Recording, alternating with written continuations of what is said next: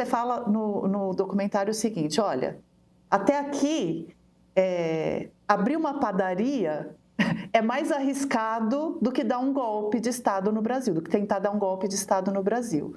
Porque até aqui era algo que saía impune, né? Ou anistiado, né? Enfim, e as pessoas, e até o Pedro Doria fez um vídeo que circulou nas nossas redes sociais, mostrando que não raro, aliás, muito comumente, os anistiados de ontem se tornam os golpistas de amanhã, né? Agora, tem um fato novo para este momento, que é o fato de que hoje nós temos, então, um julgamento e uma condenação. E que se essa anistia vier, eventualmente, e aí a gente pode discutir se ela vai passar ou não, se o Supremo vai derrubar ou não, mas o fato é que serão anistiados depois de um processo judicial que aconteceu e que chegou a uma conclusão de que aquelas pessoas eram culpadas. Em que isso muda, você acha? Mudou o preço de tentar dar um golpe? No cenário que a gente tem hoje, eu diria que, sem dúvida, mudou o preço, né? Eu acho que a gente ainda precisa aguardar a conclusão do julgamento, a certificação do trânsito em julgado e o cumprimento das penas às quais essas pessoas foram condenadas. Porque, por outro lado, o cenário de não cumprimento das penas, por qualquer razão, pode ser também um jeito novo da gente desmoralizar as nossas tentativas de punir quem atenta contra a democracia, né? A gente nunca... Posso ler o seu comentário de duas maneiras, né, Flávia? Puxa vida, a gente nunca deu uma anistia para quem já foi condenado, e a gente também nunca puniu quem tentou dar um golpe. Se a gente der uma anistia para quem já foi condenado, tá aí um jeito novo que a gente vai ter inventado de garantir a impunidade de quem tentou dar golpe no Brasil, né? Acho que é a única modalidade de impunidade que a gente ainda não praticou, a condenação. Então, acho muito importante que a gente insista na ambição de que o julgamento foi muito importante, a condenação foi muito importante. A minha impressão é que ela, para a maior parte da população brasileira, é convincente, mas que o judiciário, as instituições não podem se desmoralizar permitindo que as pessoas não cumpram a pena pela qual elas foram condenadas. É que eu não estou nem só falando de anistia, eu estou falando da pena ser cumprida com os rigores que a lei manda, né? O Bolsonaro deve ser, na minha opinião, recolhido a um estabelecimento prisional para cumprimento de pena privativa de liberdade em regime fechado. Pode ser eventualmente numa cela na carceragem da Polícia Federal em Brasília, porque, afinal das contas, existem questões de segurança dele, né, por ele ser quem ele mas eu veria com uma certa preocupação o descrédito e o cinismo que poderia ser ocasionado se o Bolsonaro sequer fosse recolhido por conta de um atestado médico que foi apresentado. Enfim, o correto é que ele vá para o estabelecimento prisional, que lá do estabelecimento prisional seja pedido esse regime humanitário, e que aí os diretores do estabelecimento prisional, os médicos da Secretaria de Administração Penitenciária do Distrito Federal emitam um relatório dizendo, à luz dos problemas que ele tem, se ele pode ou não receber o tratamento médico que ele precisa receber ali de dentro da prisão. E se ele puder, ele tem que receber esse tratamento médico lá dentro, porque vamos nos lembrar, se o Bolsonaro tivesse sido, vamos dizer, absolvido, o processo dele foi anulado, ele é hoje um homem completamente livre, ele estaria hoje em cima de caminhão de som fazendo comício, rodando o Brasil, fazendo campanha para quem quer que seja.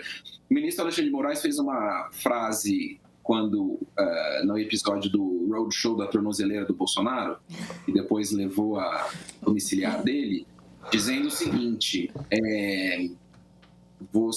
a justiça não é tola, E acho que a justiça não pode ser tola nessa matéria também. A justiça não pode ser tola de poupar a pessoa de cumprir a pena a qual ela foi condenada, a pena a qual qualquer outra pessoa cumpriria nesse montante, porque, puxa vida, ele está dizendo aqui que, né, tem uma questão de saúde que é incompatível com o cumprimento da pena dele. Não estou negando que ele tem uma questão de saúde, né, mas precisa avaliar se lidar com essa questão de saúde pode ser feito dentro do estabelecimento prisional, que é como se lida com questões de saúde das outras pessoas que estão presas no Brasil. Então, acho muito importante que a gente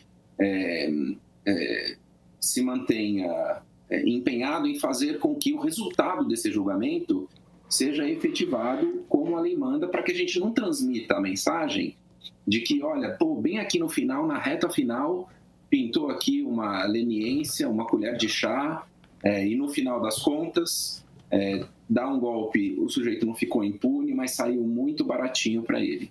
Uhum. Eu sei que eu preciso te liberar, e aí você vai também saber que jornalista não é bom de cumprir palavra, então eu vou enfiar uma última pergunta, posso? Claro. Já te constrangi, né, em público, então agora claro que eu posso. Não, é só porque a gente falou, a Luísa perguntou sobre a anistia, perguntou sobre a inconstitucionalidade, você já respondeu brevemente, e eu queria só pegar um último apanhado da sua interpretação sobre isso, também no que diz respeito ao indulto, né, e a quais mecanismos, então, diante de quais mecanismos a gente está hoje para livrar a cara do Bolsonaro os grupos políticos que tenham esse interesse? Quais seriam esses mecanismos e quais as contestações em torno deles, né? Uma das grandes discussões é a interpretação de que o crime, enfim, que o crime não é passível de anistia ou de indulto. Quem diz o contrário diz o quê? Você pode só caminhar com a gente um pouquinho na polêmica para a gente imaginar qual é a discussão que vai estar em pauta aí nesses próximos meses, penso eu? Então tá bom. Basicamente seriam todos os institutos que permitem a um outro poder alterar ou interferir não no sentido impróprio, né? É mais um sistema de freios e contrapesos nos quais os poderes têm espaços de sobreposição sobre os outros, permitiriam aos outros poderes, de alguma forma, interferir ou na punibilidade de um certo tipo de conduta ou na punição concreta a uma pessoa específica, certo? Então, basicamente, seriam anistia, graça e indulto. Que são mecanismos previstos na Constituição, são mecanismos assim com uma longa tradição no constitucionalismo, todas as constituições têm, e o argumento a favor da possibilidade de que isso possa ser feito em benefício do Bolsonaro é a inexistência de uma vedação expressa na Constituição. Então, não existe uma vedação expressa na Constituição para anistia, graça ou indulto contra crimes contra o Estado Democrático de Direito.